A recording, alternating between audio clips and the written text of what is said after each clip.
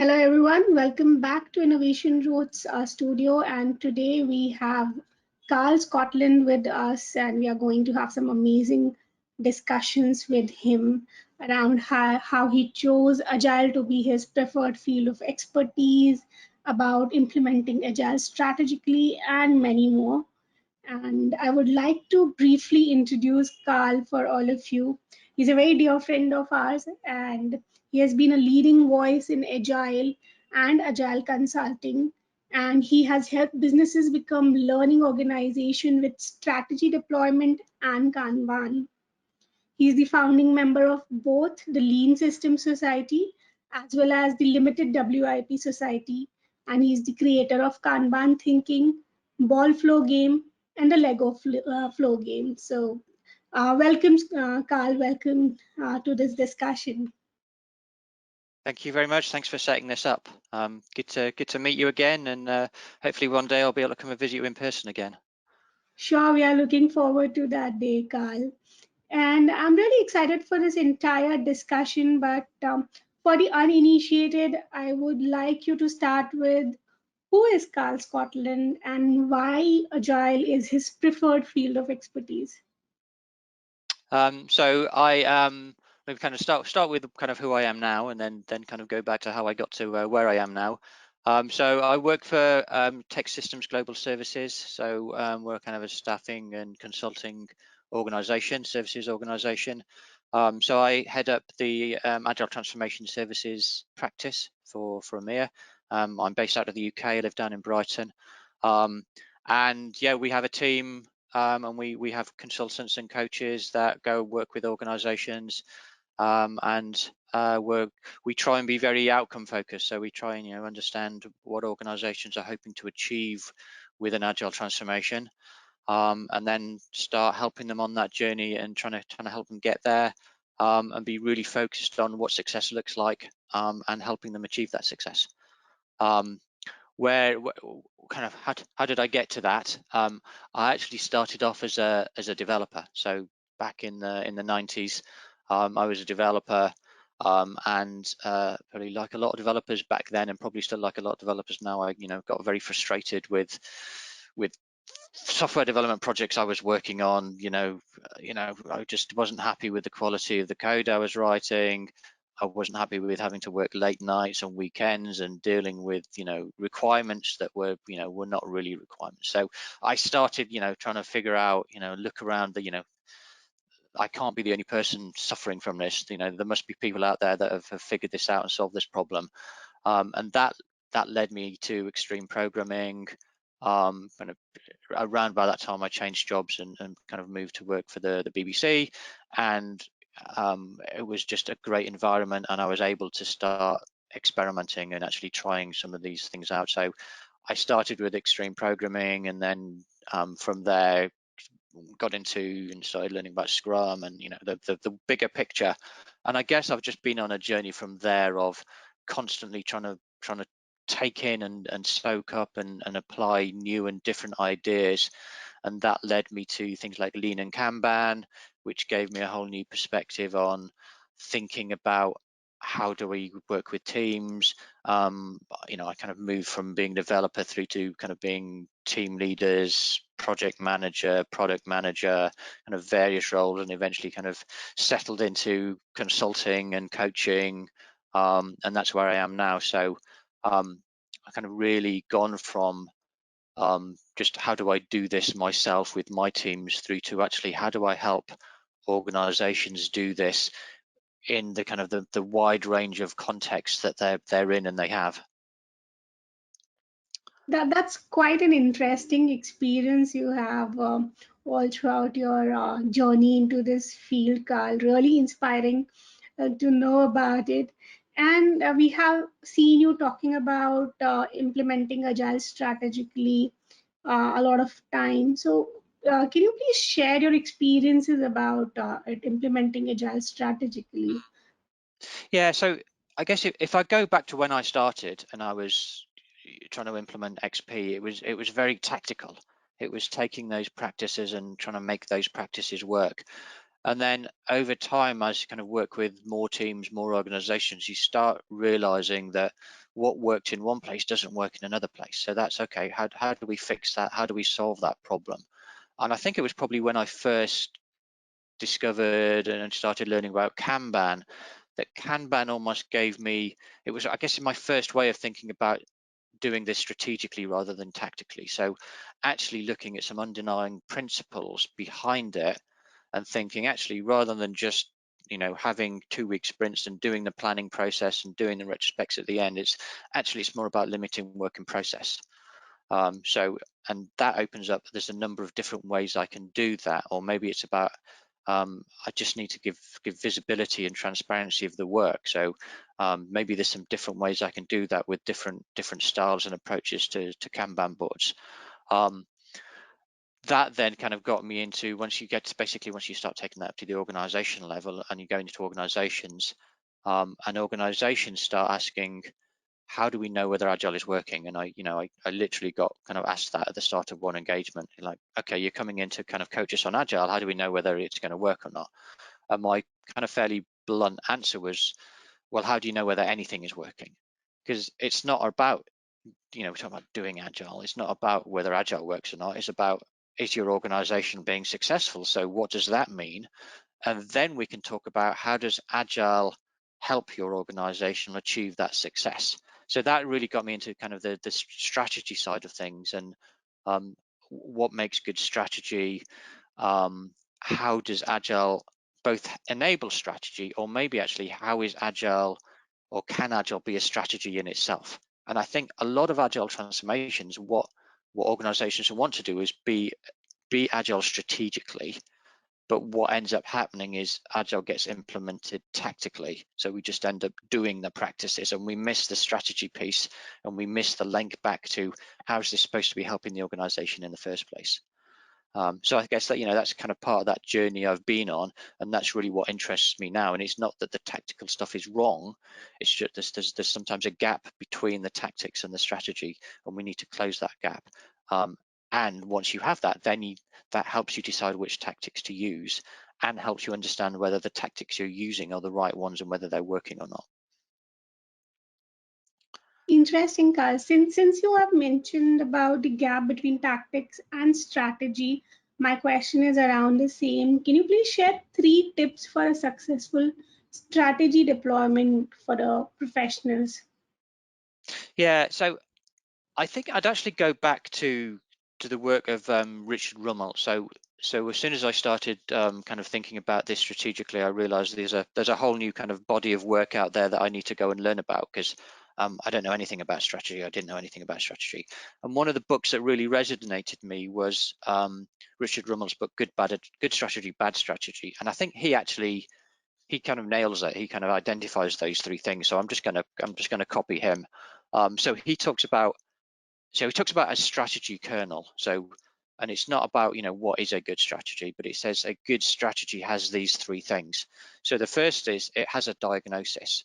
So you know what your current situation is, you know what problem you're trying to solve, rather than just diving straight in with a solution.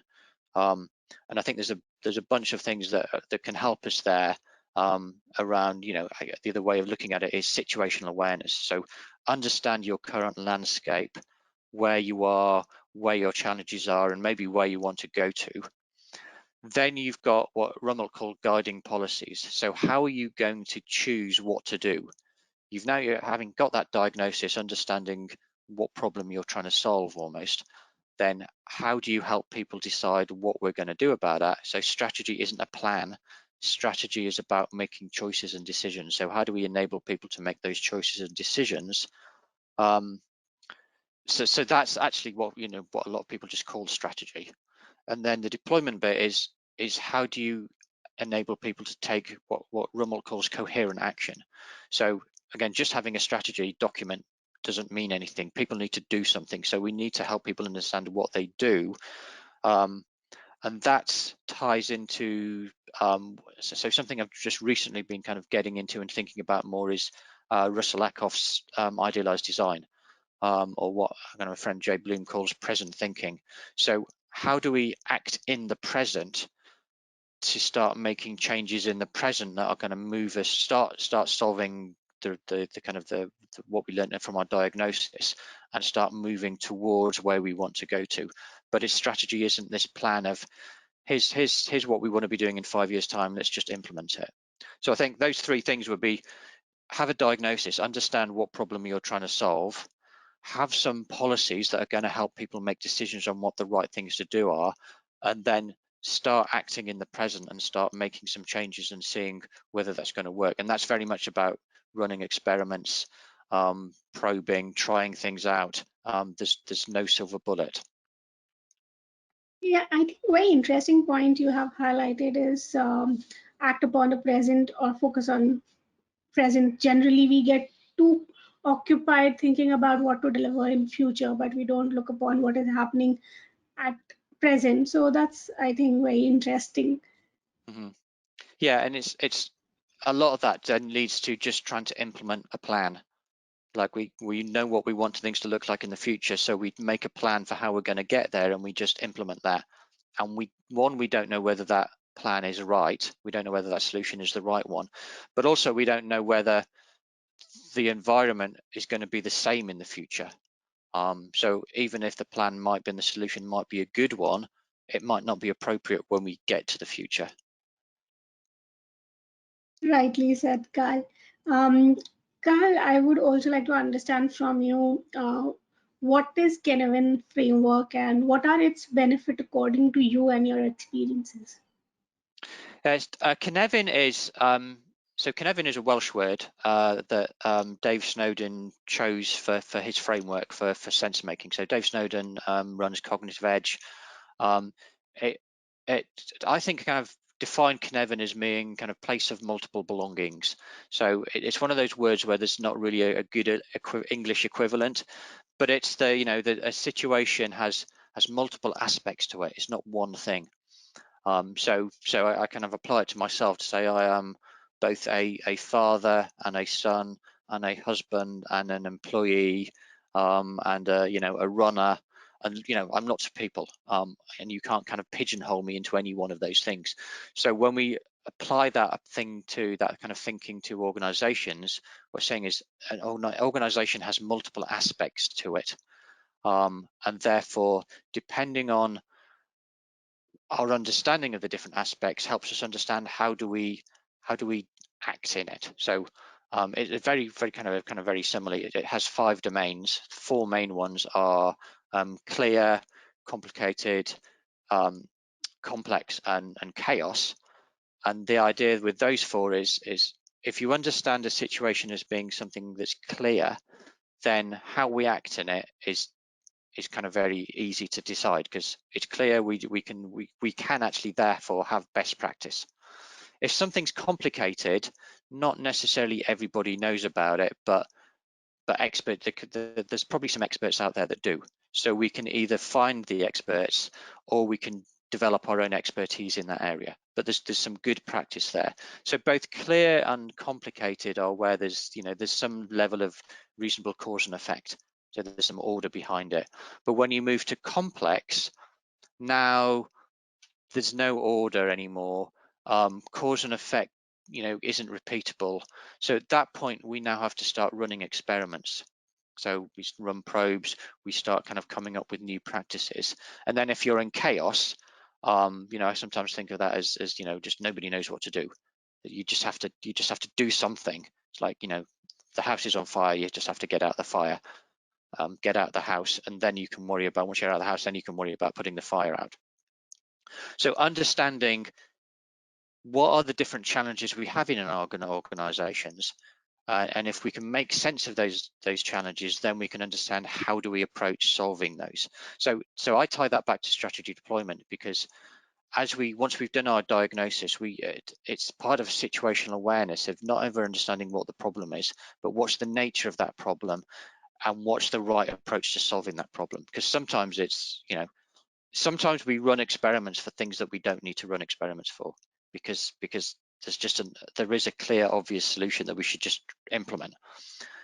What normally happens is the other way around, where things are complex and we just assume there's best practice and we try and implement best practice for a complex problem. It's not that any of those domains are right or wrong or better or worse. It's just understanding which one they're in. And I've talked about 4 of the 5 domains. The one in the middle in Kenevan is called, it's generally called confused now. I think it's sometimes called aporia. Confused is the one that's a little bit more understandable, but basically it's we don't know where we are, and therefore we need to do something to try and figure out and learn more about, well, actually, is this clear, is this complicated, is this complex, or actually is this chaotic? And that bit in the middle is because we don't know where we are, we don't know how to act. So that's kind of Kenevan. When we were kind of chatting a little bit before this, we talked about something called Pudevin. That was a kind of a fun thing we came up. We kind of took that idea of kind of making sense of organizations or making sense of the situation. And I was chatting with an American friend. Now, in America, puddings are very different to what we call puddings over in the UK. So we had this whole kind of sense-making framework about puddings and whether puddings are hot or cold or savory or sweet or solid or runny.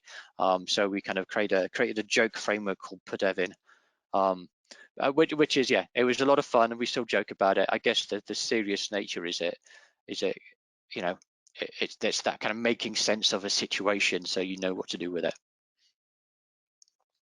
That's quite interesting.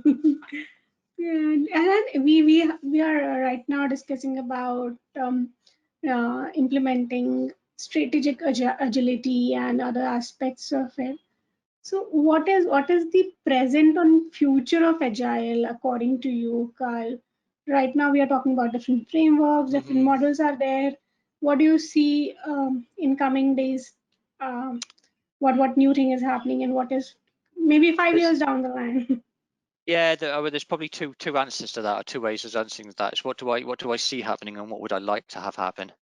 You know, what I see happening in the moment is the opposite of what I would like to have happen. So, you know, more detail, more frameworks, more solutions, out of the box solutions which are easy to sell.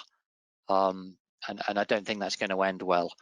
I think what I'd like to see happen, and there's a bit of a shift there, is more about how do we engage people and how do we invite people into transformations so that they want to be part of that and they kind of feel like they're able to actively participate and have a choice in those agile transformations, as opposed to having those transformations inflicted and imposed upon them. So a lot of these kind of big frameworks, you get consultants coming in or consultancy coming in and saying, right, we've chosen this framework, we're going to roll it out, everybody's going to do the training, and that's now our standard way of working. And a lot of people resist that because they feel like it's being forced on them, and they don't agree with it, they don't understand it, they don't, you know, they're not engaged. If we can, there's other ways, and things like so I do a lot of work with agenda shift, so Mike Burrow's approach. That's a very different way of approaching it, where we start with let's just first do some diagnosis. So actually there's a little bit of situational assessment awareness in there about what are our current challenges, what's working, what's not working, what are the pain points, where do we think the opportunities are, and then we can build a strategy out of that. And we can say, let's focus on these areas. Let's I think of strategies sometimes as trade-offs.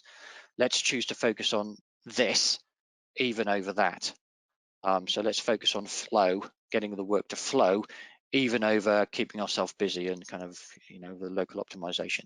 So having some kind of strategic conversations and then getting into, okay, what experiments can we run? So agenda shift is one way of doing it. You know, I have a model that I call TASTE, which I kind of build around that. So again, it's true north. What direction are we wanting to go in? Aspirations is what do we hope to achieve? So kind of looking to the future a little bit directionally. Then what are our strategies? What are our tactics? And what evidence will we look for if what we're doing is working? And we hope that you know, aspirations then are enabled by those strategies. The strategies are implemented by the tactics. The tactics should generate the evidence. The evidence should indicate that we're kind of going to achieve our aspirations, and you kind of come back around the loop. So TASTE are those 5 elements. There's other things. There's things like open space agility is out there. Again, using some of those open space principles to invite people in and ask them what should we work on. Here's what we want to achieve. what should we do differently to do that, and you know, inviting people and engaging people in that. So that's kind of where I hope it goes in the future, right, and kind of shifts away from this tendency to impose and inflict agile on people. Yeah, thank you. Thank you for sharing your views, Carl. And since you have mentioned X matrix, I would really want to understand from you, how do you define true north? Because that's the most complicated part before we go on strategy, evidence, and tactics. Yeah, so one, it's directional. So it's not an end state. It's not a solution. So it's not about saying we want to implement this. I kind of put three things around it. One, it's something that's compelling. So it should be something that people want to take part in. And it should be kind of that kind of gauging aspect. So people want to spend their time solving these problems. It should be challenging. So, you know, it's not something easy. It's not something we can do in a week. So it's something that's probably going to take a long time, probably so challenging that we may never get there. You know, so I kind of think of it as being just over the horizon. We can kind of imagine that it's something we can do, but we can't quite figure out how we're going to do that. And that part of that is kind of how you avoid it just being a solution. And then something that's reasonably concrete as well, I think. So again, it's something, and the concrete aspect is trying to avoid, you know, these kind of woolly, fluffy mission and vision statements that actually don't really mean anything. So an example from a recent organization, I'm kind of simplifying it down, but it was basically around, we'd like to get to the point where we can just, as soon as we get a request for a piece of work, we can build it, develop it, deploy it, release it, you know, instantaneously. So that idea of, you know, the Facebook type thing where they're just doing multiple deployments a day, you know, multiple deployments an hour even, and you could just kind of write a code, check it in, and it goes out there. So to me, that's, you know, obviously that's clearly challenging for most organizations, you know, so challenging that most organizations are never going to get there, but it's concrete enough that you can imagine it and you can talk about it and you can kind of talk about the steps that you would need to get there. And I would hope that it's compelling enough that people kind of go, yeah, that would be, if we could work in that way, that would be great. That would be amazing. Yeah, interesting. Carl, since we are coming towards the end of this discussion, I would like to ask you, is there any question that you think I should have asked you? I think maybe the only thing that we've not really talked about, which I think would be interesting, would be kind of the metrics and the data side of things. So that's the other thing I'm kind of quite interested in the moment. And it ties into that idea of running experiments and generating evidence. Is what data can we capture? And I'm really interested in the work that's happening around flow metrics at the moment, and some of the tooling. So I'm kind of quite a big fan of Actionable Agile and the way that that presents cycle time, throughput using Monte Carlo simulations and things like that. I was actually chatting with Dan Vacanti last night, and we were talking about predictability and what does predictability mean, and how could you get some data that tells you whether you're being more predictable or not, and what does it even mean to be more predictable. Dan's argument that that's a meaningless statement, but I'm kind of, you know, I'm not a mathematician, but I like to look at those kind of the numbers and the data and the statistics, and try and use those in transformations, because when we go in and we talk to kind of senior leaders and executives, generally if they're spending money with us as a consultancy, they want to, you know, their kind of fairly early question is, how are we going to know whether we're getting value for money, which is kind of a variation on how do we know whether Agile is working. So if we've got some way of capturing data which we can use to demonstrate that, and again, it's data that shows that we're moving in a good direction, we're not using it to set targets and, you know, incentives and things like that, but it's saying, if we measure our lead time and our lead time gets shorter, that's probably an indication that we're able to be more responsive to our customers. And if we measure our throughput and our throughput is increasing, that probably means we're being more productive. Now, it's only an indicator, it's evidence, it's not kind of de facto, there might be other factors in there. And then it's kind of going back to predictability. Most most execs or leaders kind of have this idea that they would like to be more predictable. I think one of the conclusions we came to is actually what we mean is we'd like higher confidence and we'd like more reliable plans. So there's a kind of bit of language and semantics around there. But if we can somehow reduce the variability of for some of those cycle time or throughput, so having smaller features, delivering those features more frequently, that to me that says that's making us more predictable. We're not quite settled on how we might measure that as a number that we could report on, but that's kind of some of the things I'm interested in at the moment. And I've kind of should add on to that, it's not just about that hard data. There's the more qualitative aspects as well around, are people happy? Are our customers satisfied? Are our customers' needs being met? So there's a number of other things around that that's need to be taken into account as well. Certainly, Carl. Data brings predictability, and other aspects you have just mentioned are equally important to ensure the success and maybe longevity of your success. So that's very nicely put. Thank you so much, Carl. I didn't even realize when we come to the end of this discussion. Thank you so much for sharing how you started your career in Agile and how implement Agile strategically and how can we have a successful strategy deployment, Kenevan Framework, and present and future of Agile. So thank you so much for being with us. It was a fun conversation. Yeah, thank you very much for having me. I enjoyed it as well.